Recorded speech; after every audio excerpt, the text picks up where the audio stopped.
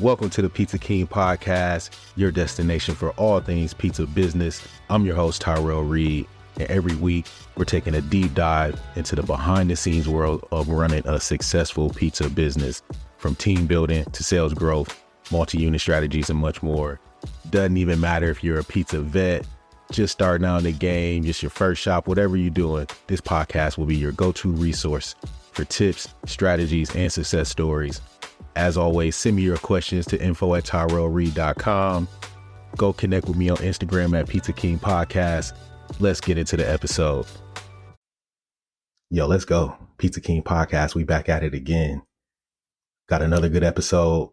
Really want to expand on what we were talking about in the last episode, which was building community, becoming a part of your community, and how that plays into the longevity of your pizzeria. But I wanted to expand and give a few tactics and some things, just talk to you about some of the things that we did in our business and how some of those things may or may not help you. Pizza of the week was crazy this week. So can't wait to talk to you about that one and show that one. You really gonna want to make sure you go to IG and check that one out. Pizza Tour 2024, got some places I'm visiting this year. So I really want to tap in with that, and Q&A, just touching on the background and how we got started in the pizza business. So without further ado, let's get into it. Pizza King Podcast. I'm Tyrell Reed. Let's go.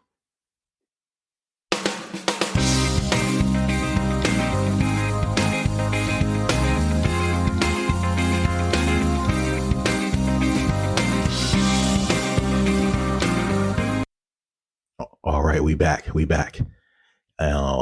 I love doing this. It has become almost therapeutic, just getting on this mic and talking and sharing these things and meeting more people and opening it up. You know, it's different parts of the journey, and I'm excited about where it's going. So, you know, thank you all for being here. Thanks anyone who listens to this, and, you know, all the folks who interact with me and reach out. I've made so many friends in the pizza business over the last, I would say, four or 5 years of just posting and interacting on social media. So, you know, thank you to everybody who reaches out to me and who answers my questions when I have them. So, and all the communities that we all share in and get to be a part of. So can't say thank you enough. I can't say thank you enough. Let's start out with Pizza of the Week. Pizza of the Week was actually funny because we're working in the shop. I don't know, must have been, you know, Thursday or Friday, a couple of weeks ago. And Alan and I are in the back.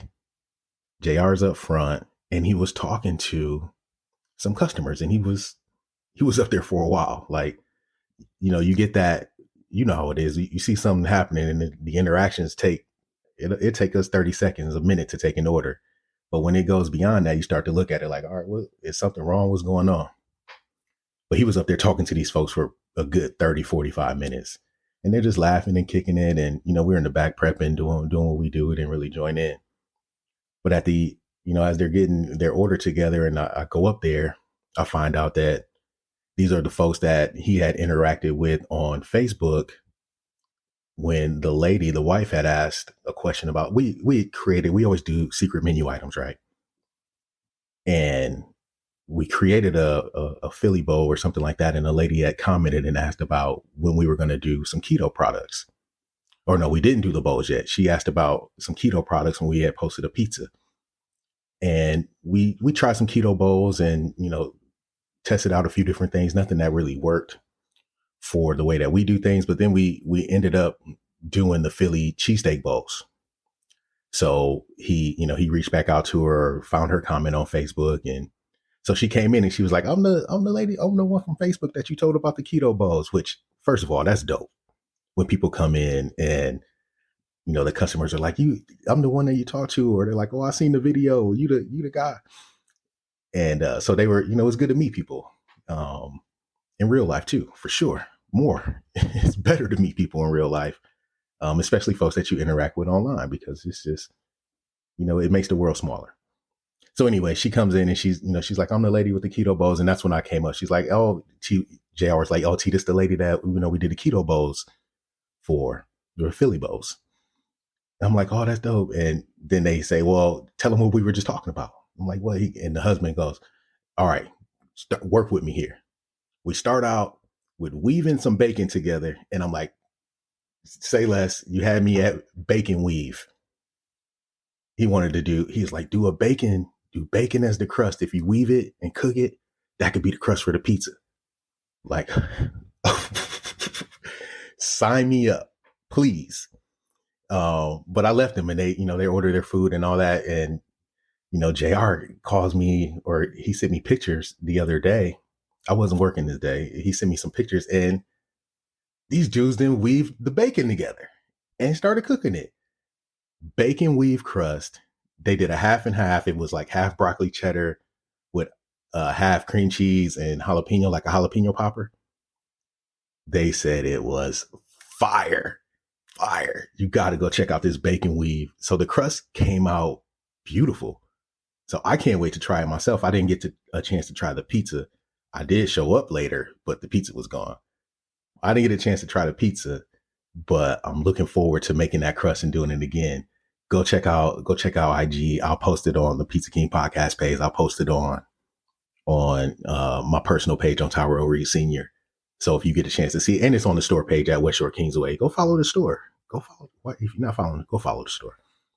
So bacon weave crust. Would you try a bacon weave? Now, I don't think it's something that could be a permanent menu item for us, or even a special a secret menu item, or I don't think it's something that we could sell because it took a long time. Obviously, it's very expensive because we know bacon's not cheap, right? So we would have to either sell it for a ridiculous price in order to make it make sense, but stopping the line, doing stuff like that really doesn't. We try to avoid situations like that. Let's just say that. But either way, cool ass pizza. So yeah, go check that one out on IG. I'll probably post it on Facebook too if you are connected with me on Facebook. But mostly, obviously, we do things on Instagram. Q&A this week came from a customer. I was in the store on Sunday, and a customer comes. He got his pizza and he's walking out the door, and I'm there just kind of doing something with the kids, I had the kids there with me. So talking to the kids, or probably taking an order. They treat me like a waiter when they come into the store. But he comes up to me and he's like, "Hey, are you the owner?" I'm like, "Yeah, what's going on?" He goes, "I just wanted to ask you what you thought about this business, because I'm retired and I'm looking to find a franchise business to invest in.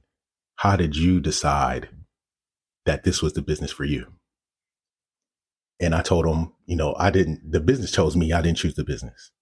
I've been doing this since I was 19 years old. So my path is a little bit different, meaning I was in this and I started to learn it.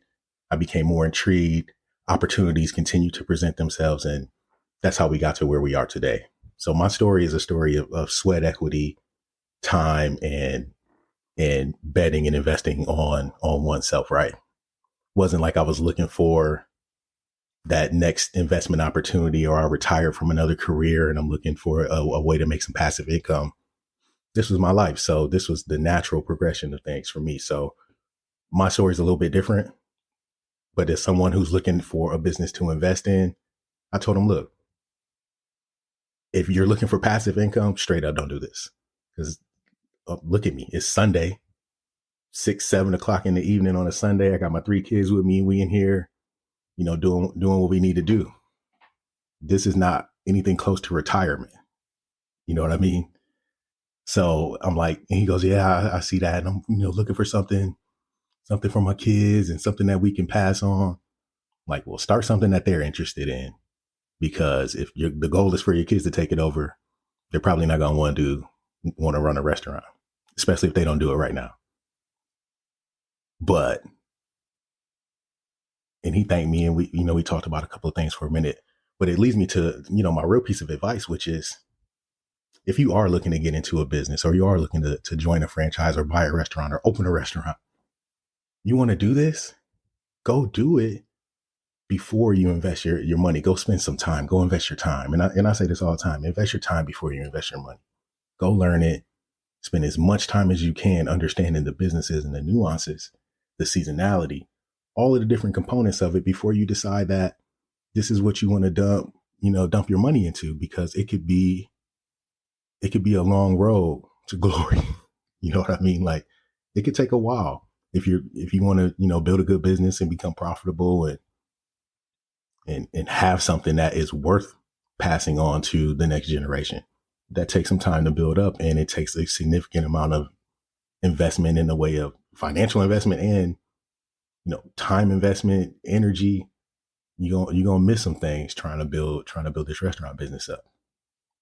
But that's not to discourage anybody, because if you want to do it, by all means, there's so many opportunities out here to get into the business. We got folks that do pop-ups. We got, folks that make pizzas and do a great job making pizzas from home. You got folks that are, doing food trucks and jumping into the franchise side, or starting their own independence, or even just adding pizza as part of something else. I saw there's a donut shop that's selling pizza too. Like, there's a lot of ways to get into it. So I would never discourage anybody. And it's such a diverse industry that you can do it any type of way. Hell, I learned about Argentinian style pizza from, shout out to my guy Fernando up in New York. I met him in Orlando, and he was giving me, an education on Argentinian style pizza. So there's so many different ways to get into this business, and you just got to choose which path is right for you. Spend as much time as you can learning and educating yourself on that business, and you can be successful. But I would never, for my own ego, lead somebody down the path of, hey, this is gonna be great. You're gonna be so successful. No, I tell the truth. You're gonna work your ass off for a long time, and if you really want the most out of it, it's gonna take the most from you. So that's just the truth. But hey, I'm not retired. I'm still in it. I want to help the folks that are also in it do their thing.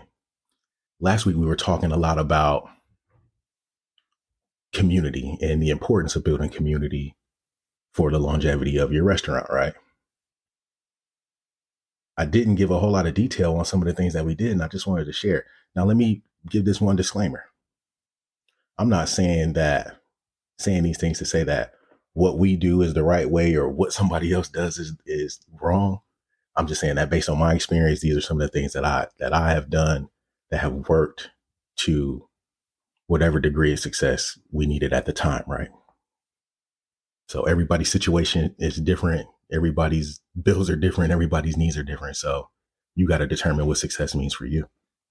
But some of the, I'm going to just give you a couple of tactics that we use that I thought were, very beneficial for both the community and for the restaurant. The first one must have been, we bought the store in 2000. I think we bought the store in 2011. And we paid for a sponsorship at the YMCA. Now, for me, the YMCA is about half a mile up the road from us. Big YMCA. They got the fields. They got all the, it's huge. Big YMCA right down the street. We decided that it was important for us, and they actually approached us, and it just made sense for us to do it, about a sponsorship.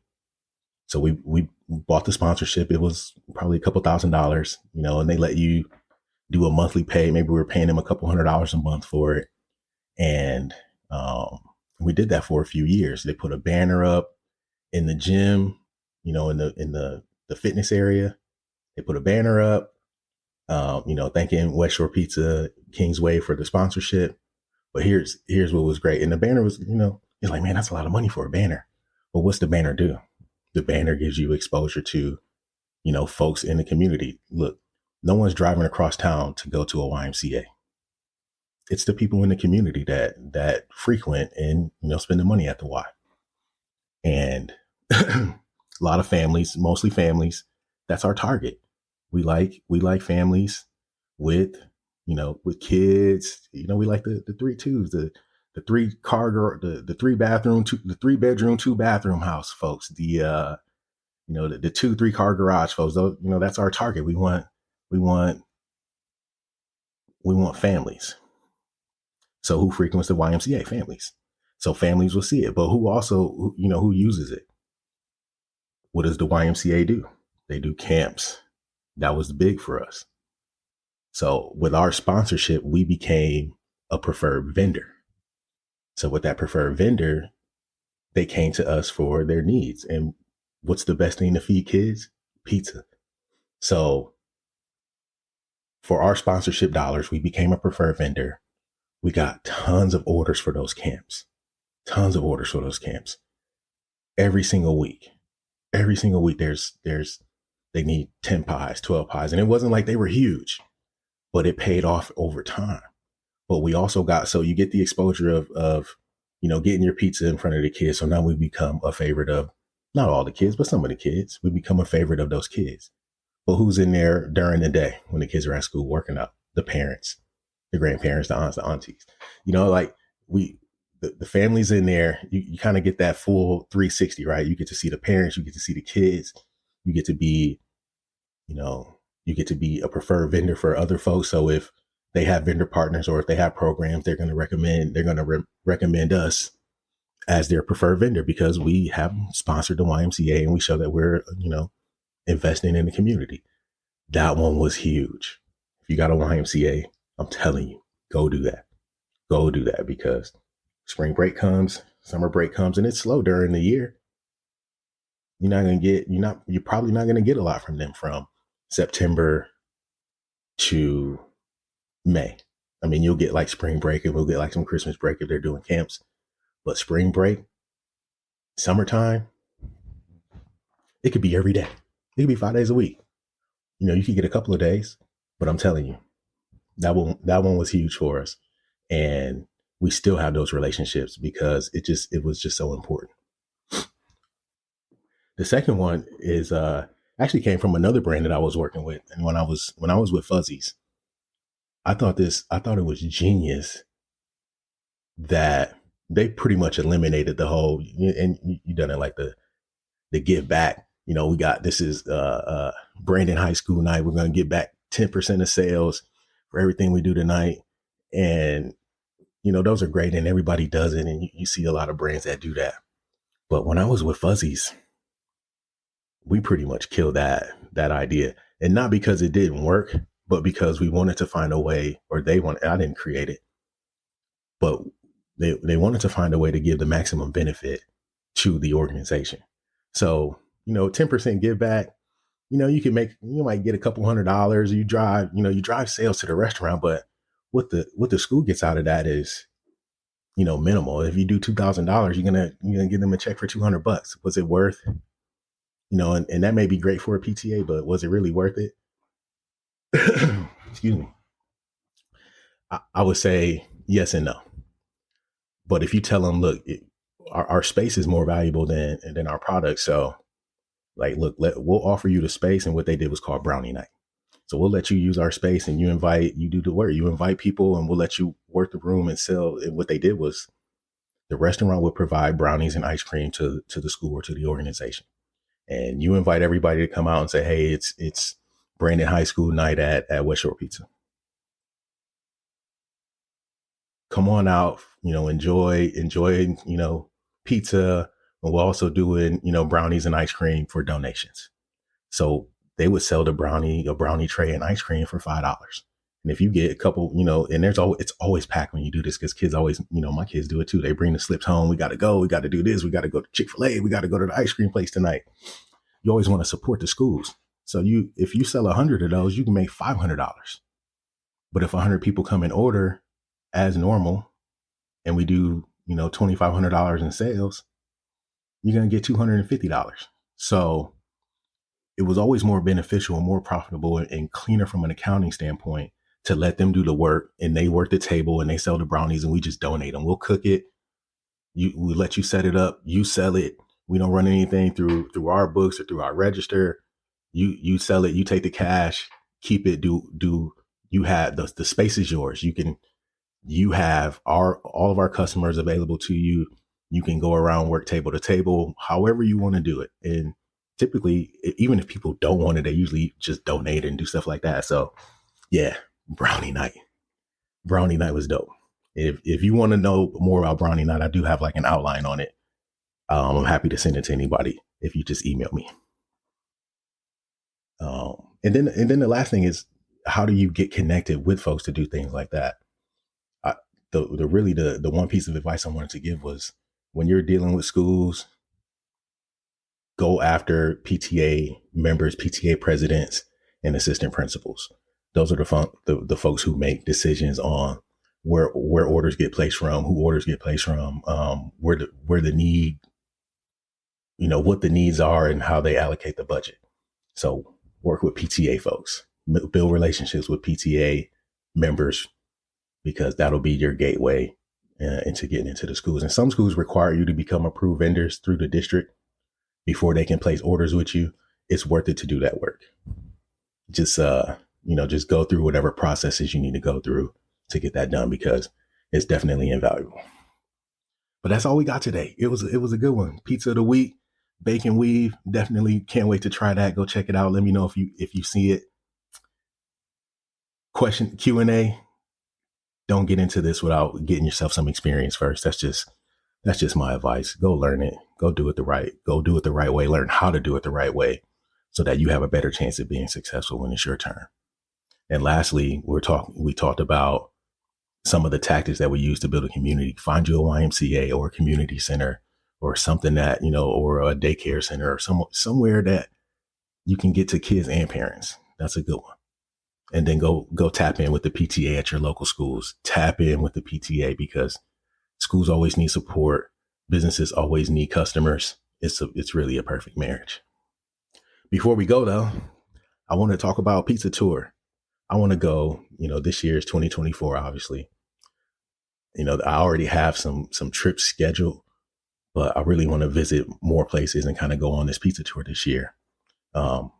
Between shows and expos, and just visiting some towns that have pizzerias that I just want to try, and really pizza people that I want to meet in person, folks that I've been talking to and chatting with online. I can't wait to just get out to some of these places. Obviously, we'll be in Vegas. We'll be in Vegas this year at the Pizza Expo, but we'll also be in Orlando for Pizza Tomorrow Summit. So any spots in Vegas, I know there's who are the two guys in Vegas that started the two shops. I can't wait to go try that. And I want to do, Orlando. We'll have some spots that's local for me. So we'll definitely try some spots around Orlando. There's also West Coast Food Show, but there's going to be a Pizza Summit Tomorrow Pavilion in LA in August. So a lot of shops in LA that I'm looking forward to visiting. I got Houston on the list. There's at least 4 or 5 places in Houston with some friends that I've made online, made on Instagram, that I cannot wait to get out to H-Town and try some of these folks. There's a Pizza 5K. I think it's in like New Jersey. Pizza 5K in September. I'm trying to put myself on the list for that. That's a good one. If there's any other places that y'all think I should visit, or pizzerias that I should get into, hit me up. Let me know, because I want to get out and meet more folks and expand my pizza horizon. So holler at me. All right. And that's a wrap. It's another good one. Don't forget to go follow us on Instagram, Pizza King Podcast. Tap in with me. Send me your questions. Send me your pizzas. Can't wait to talk and meet all of you other folks. Pizza tour. Send me those cities. Let's stay locked in. See y'all next week.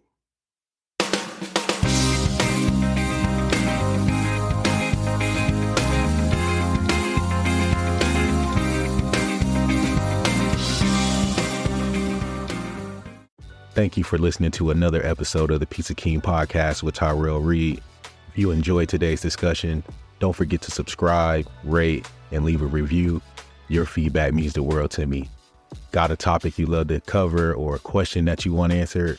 Shoot me an email at info@tyrellreed.com or reach out to me on Instagram at Pizza King Podcast. I love hearing from all of the listeners.